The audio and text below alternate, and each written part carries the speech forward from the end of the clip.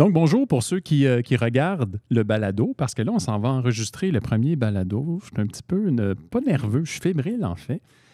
Et ce qui va se passer, en fait, je ne sais même pas ce qui va se passer. C'est qu'on enregistre, là, on filme et on se laisse porter par ce qu'on va se dire pendant le premier 15-20 minutes. Est-ce qu'on va recommencer? Je ne sais pas. Est-ce qu'on va couper? Peut-être, on ne le sait pas. Mais chose certaine, c'est que vous allez pouvoir l'écouter, ce balado-là, et le regarder en l'écoutant. En tout cas, vous faites ce que vous voulez. Vous avez le choix de regarder en ce moment. Et si vous lisez bien sur les lèvres de côté, vous pouvez même le regarder et le comprendre sans l'écouter. En tout cas, c'est compliqué. Mais sinon, on va l'enregistrer. C'est ce qu'on fait. On est en train de l'enregistrer. Tout enregistre. Là, on regarde si tout fonctionne. Tout semble fonctionner.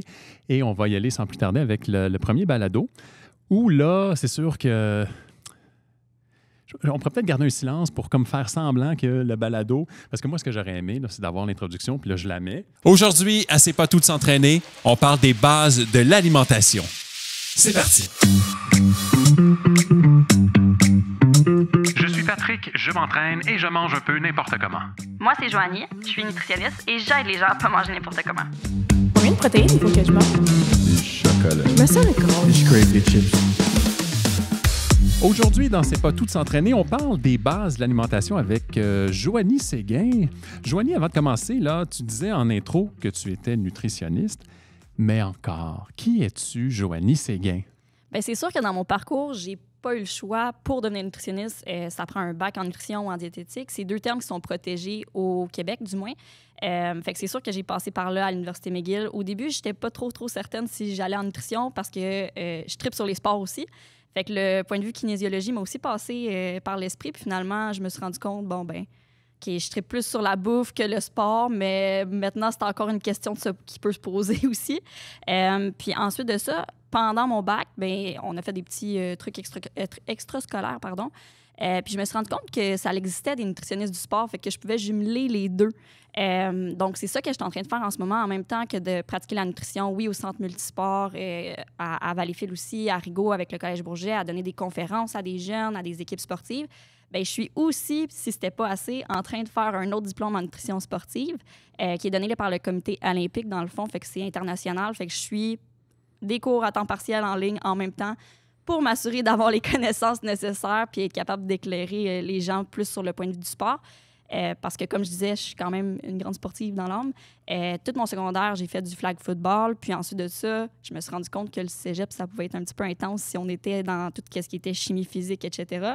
Puis la perfectionniste en moi voulait se donner à 100%. Fait que je suis allée plus vers des sports plus individualistes, si je peux dire ça comme ça. Fait que la course, l'entraînement en salle, que je fais encore aujourd'hui, que j'ai continué. Puis là, en ayant deux gros chiens avec moi que j'ai à la maison, j'ai décidé de développer ça plus pour faire de la course en Parce que tu avais du temps. Tu avais du temps à travers tes études. Là. Je trouvais le temps. Je suis quand même une boule d'énergie. Si je ne m'entraîne pas pendant la journée, ça paraît, je perds le focus. Fait que j'avais comme pas le choix de le plugger à mon horaire, même si des fois, ça ne fonctionnait pas tout le temps. Mais je trouvais le temps pour être sûr de m'arranger que ma journée se passe bien. Ouais. Mais là, Joanie, justement, on parle de temps. Puis moi, le temps, souvent, c'est beaucoup lié à l'alimentation parce que ça prend du temps, planifier tout ça. Des fois, c'est compliqué. Et là, aujourd'hui, on parle des bases de l'alimentation, mais est-ce qu'on va avoir assez de 15 minutes pour en parler ou on aurait pour une journée peut-être? Je te dirais que même plus d'une journée, on pourrait en parler encore et encore et encore. Le point principal qui fait qu'on pourrait en parler autant, c'est parce que ça va dépendre de chaque personne. Chaque personne a un horaire différent, a une vie différente et donc les conseils vont être adaptés de personne en personne. Fait que de un, ça nous donne l'idée que si mon mode de vie est différent, ça veut dire qu'il va falloir que j'adapte d'une manière différente. Fait que oui, on pourrait en parler pour plus qu'une journée complète, je te dirais. Mettons qu'on a 15-20 minutes devant nous. On commence par quoi quand on parle des bases de l'alimentation? Ouais. Je te dirais que la majorité des gens, qu'est-ce qui va se passer, c'est qu'ils vont manger des repas. Oui, ça va arriver que les gens, ça va être plus des petites collations, mais la majorité des gens, ça va être plus au niveau de 2 à 3 repas par jour ou même 4, dépendamment de comment que les gens s'alimentent. Fait qu'habituellement, je commence par ça, vraiment au niveau du repas, à s'assurer que le repas il est équilibré pour s'assurer qu'il donne ce dont la personne a besoin pour que ce soit aller au travail sans être fatigué toute la journée. Si la personne a fait du sport, être capable de s'entraîner de la bonne manière. Fait que c'est vraiment plus là que je commence. Des fois, la problématique n'est pas nécessairement là. Puis là, c'est là qu'on peut s'en aller ailleurs. Mais c'est vraiment ça le point focal, je te dirais. Mais quand on parle justement le repas en question, est-ce qu'on va juste est-ce qu'on parle seulement des aliments ou on parle justement du temps? Parce que je reviens encore au temps. Parce que moi, dans le meilleur des mondes, par exemple, c'est sûr que je prendrais beaucoup de temps pour tout planifier ça puis avoir un repas extraordinaire. Mais des fois, dans la vie, il y a des gens qui ont des enfants, puis qu'on doit aller plus vite, on travaille, tout ça. Fait qu'il faut voir tous ces éléments-là quand on parle d'alimentation. Là. C'est tout un mode de vie, finalement. Exactement. Puis, tu sais, très, très bon exemple de dire, OK, bien, on a la contrainte de temps. Fait que là, c'est là qu'on va pas se pitcher dans des recettes qui vont prendre plein de temps, même si cette recette-là, elle serait bonne au goût, elle serait bonne au niveau de l'alimentation, elle serait équilibrée, mais à un point, si on n'a pas le temps de la faire, puis ça va nous nuire sur d'autres habitudes de vie, ça va nuire à mon sommeil, ça va augmenter mon stress, c'est pas ça qu'on veut non plus. Tu sais, on travaille sur la globalité de la santé. Et donc là, c'est de trouver, OK, ma planification, comment je m'arrange pour la faire, pour que ça soit des choses qui sont simples, rapides, qui fonctionnent avec mon mode de vie, parce que c'est pas vrai que manger sainement puis équilibré, c'est obligatoirement quelque chose qui est censé prendre du temps. Dès qu'on a les notions, c'est pas mal plus facile à venir le déconstruire puis à dire OK, bien, je suis peut-être pas obligée d'aller dans l'élaboration de quelque chose qui va me prendre 1 heure. Même en 5 minutes, je suis capable de me construire quelque chose en assemblant certains aliments. Ça va être plus ça la clé que de se dire j'ai besoin de monter une recette qui va me prendre tout mon temps, là, à un point. Mais on va chercher notre information où pour avoir les bonnes bases? Il y a le guide alimentaire canadien qui a changé il y a quoi, 2-3 ans, je ne sais pas. On va là où on a plein de portes d'entrée? Comment qu'on s'abreuve finalement à tout ça? Je te dirais que le guide alimentaire, c'est une bonne base. L'aspect que j'aime un peu moins là-dedans, c'est qu'il n'est pas nécessairement expliqué. Fait qu'on va venir dire, OK, voici comment manger. Mais là, le côté application de dire, OK, bien moi, je manque de temps, justement, comme tu as dit. J'ai des enfants à m'occuper, il faut que je fasse l'épicerie, il faut que je m'entraîne en même temps.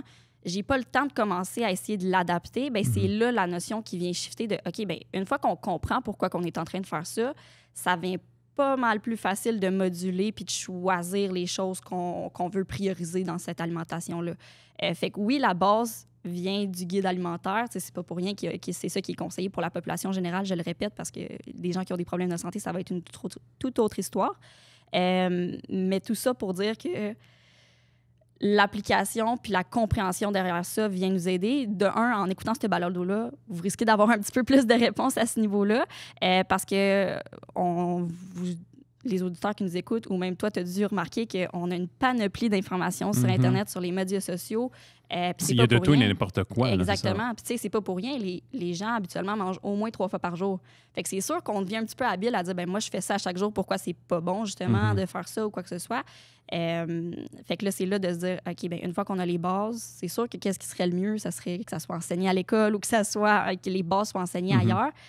Malheureusement, c'est pas ça qui est le cas. Fait que là, c'est là qu'on peut aller se retourner vers des nutritionnistes qui vont nous donner les bases pour qu'on puisse repartir dans notre vie quotidienne puis que ça fonctionne vraiment plus facilement. Puis quelque part aussi, j'imagine, c'est une question d'habitude parce qu'on a des habitudes alimentaires très ancrées. Puis de changer une habitude, ça prend du temps. Exactement. Puis en même temps, il faut être convaincu qu'on fait le bon choix.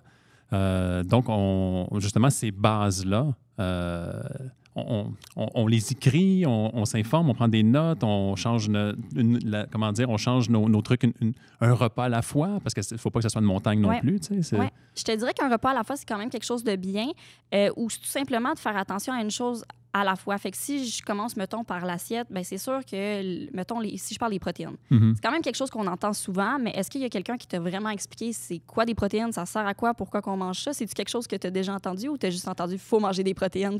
J'ai déjà entendu, mais j'ai de la misère à comme retenir l'utilité puis la quantité, en fait, puis quand le bon moment pour en prendre. Oui.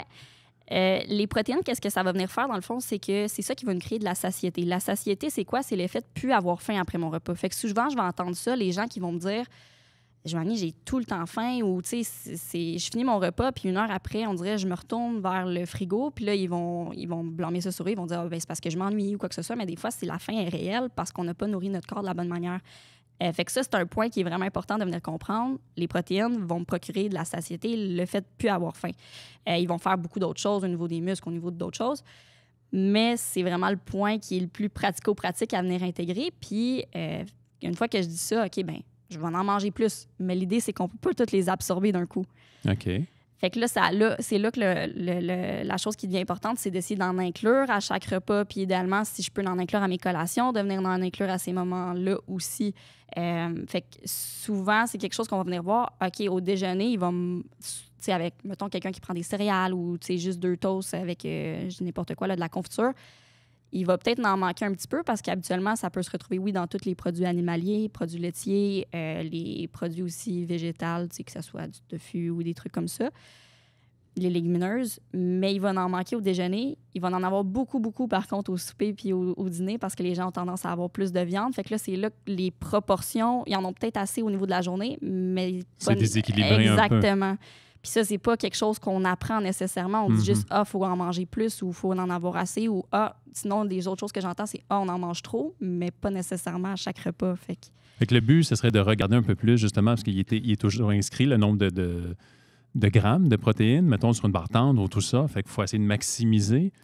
Oui, ou tout simplement, tu sais, moi, qu'est-ce que je travaille beaucoup dans mon bureau, c'est de venir regarder, OK, les aliments protéinés que la personne va venir manger, que ce soit du poulet, du tofu ou peu importe, des œufs, puis de venir regarder, OK, la quantité que tu manges en ce moment, est-ce qu'on peut l'augmenter ou en ce moment elle est correcte ou quoi que ce soit, puis on va vraiment se donner des idées un petit peu plus visuelles. Fait que oui, la valeur nutritive peut être importante, mais des fois, les gens, ça devient lourd, tu sais, ils veulent pas que leur épicerie, ça leur prenne 1 heure de plus à tout regarder, toutes les valeurs nutritives. Fait que ça donne vraiment un peu plus de trucs pratico-pratiques. Là.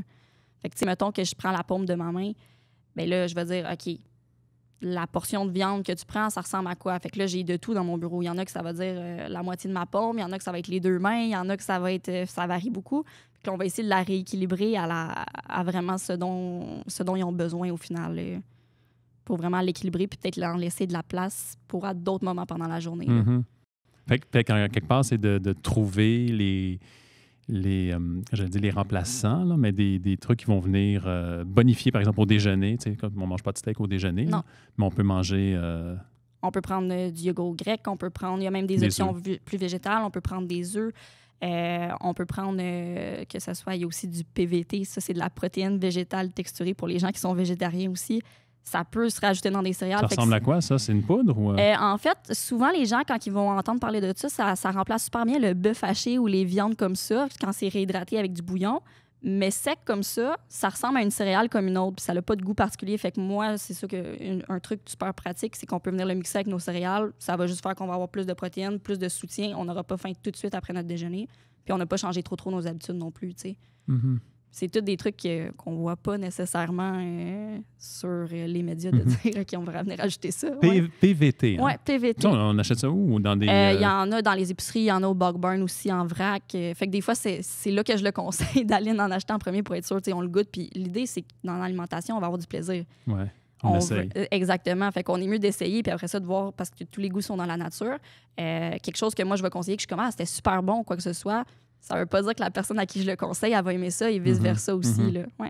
Mais là, on parle des protéines, mais il n'y a pas juste des protéines. Dans les bases d'alimentation, il y a un paquet d'autres trucs. Oui. Habituellement, mon assiette, elle va se concorder, oui, des protéines, mais il va aussi avoir au niveau des féculents, que des fois, c'est un peu le mouton noir. On ne sait pas trop où les mettre, on ne sait pas s'il faut en avoir, on ne sait pas. Puis par féculent, je parle de tout ce qui est pain, pâtes, patates, etc. Ouais, comme on dit souvent, on ne mange pas du pain avec des pâtes parce que ça fait trop. Puis Exactement. Fait que j'en entends toutes les couleurs habituellement. Puis l'idée, on revient au mot équilibre. Je te dirais que c'est comme pas mal mon mot préféré en nutrition. Souvent, on est dans les extrêmes. OK, soit que je les enlève totalement ou j'en mets beaucoup trop dans mon assiette.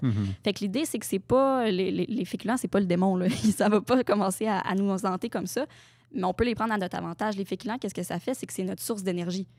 Fait que c'est quelque chose que j'ai quand même de besoin habituellement dans mon alimentation parce que mon approche personnelle, c'est que les gens font ce qu'ils veulent justement au niveau de leur diète, etc. Moi, je suis là pour les épauler puis leur informer de qu'est-ce qu'il y en est. Et donc, féculent qui est ma source d'énergie, c'est sûr que si je prends tout le temps des bols de pâtes avec pas assez de légumes, pas assez de protéines, puis qu'il va falloir que j'en mange pas mal plus parce que là, on se rappelle, mes protéines, c'est ça qui me remplit.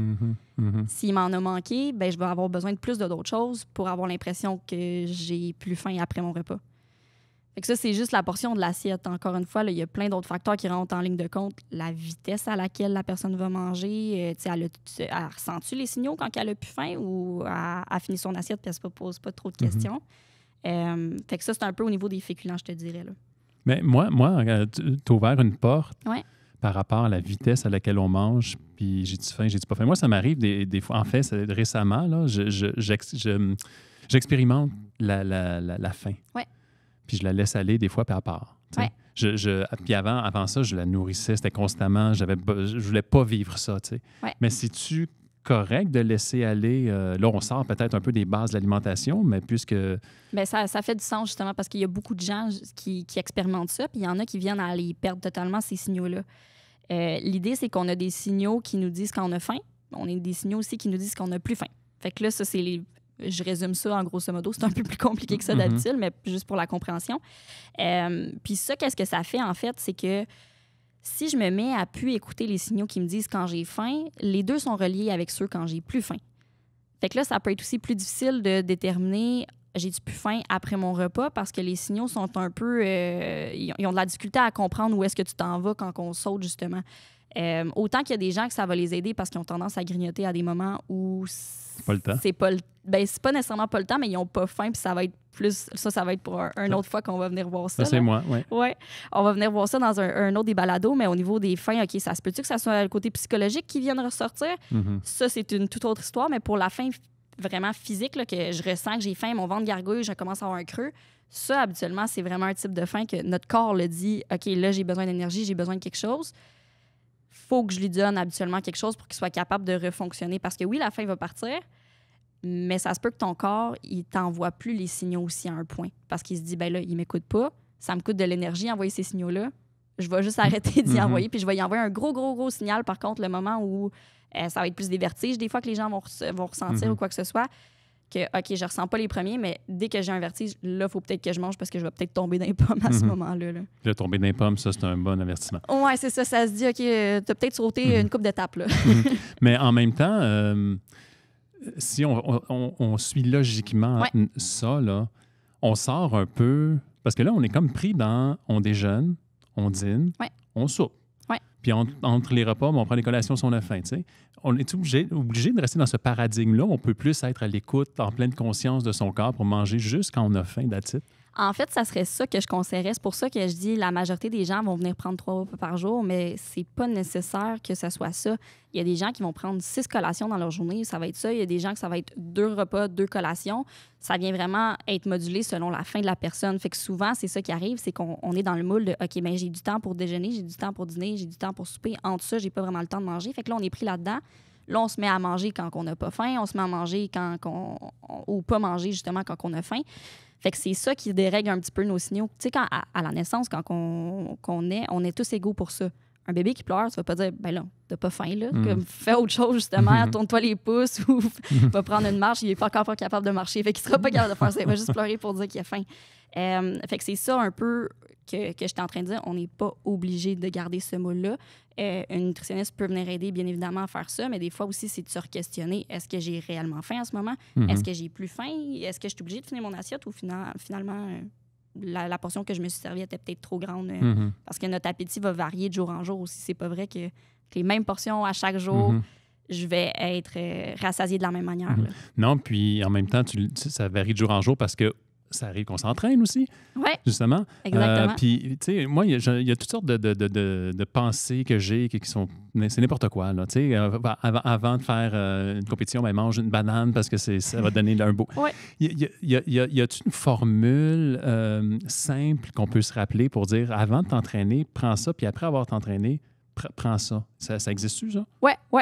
Puis je te dirais que ça aussi, c'est un sujet qu'on va pouvoir regarder dans les balados parce que c'est super intéressant de venir regarder pour quelqu'un qui s'entraîne puis qui veut essayer de bien performer, mais juste d'avoir du plaisir parce que c'est pas le fun quand on est à bout de souffle puis qu'on n'est pas capable de bien s'entraîner, on est fatigué ou quoi que ce soit. Que le corps veut plus suivre. Exactement. Là. Fait qu'est-ce que je peux venir faire pour m'assurer d'avoir de l'énergie pendant mes entraînements puis qu'est-ce que je peux venir faire aussi pour bien récupérer par après puis être sûr que mon prochain entraînement, ben je le commence pas à moins 10 en arrière, justement. Là.